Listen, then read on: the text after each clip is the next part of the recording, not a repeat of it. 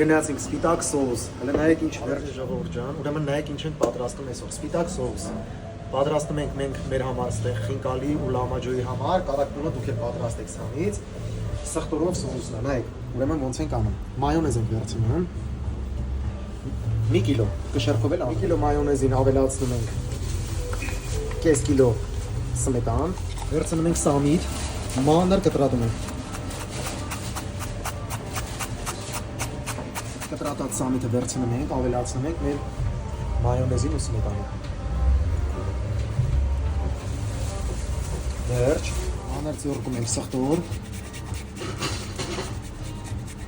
Սխտորը ինչքան շատ անեք, այնքան լավ։ Մենք 1 կիլոյին վերցնում ենք 4 հատ այսինքն սխտոր։ Նայեք, սելիվար։ Սխտորի փոշիել ենք մի թեթև ավելացնում։ Այս լրիվ ուրիշ համատալ էլի։ Մեկ էլ կարմիր քաղցր ենք տալու գույնի համար։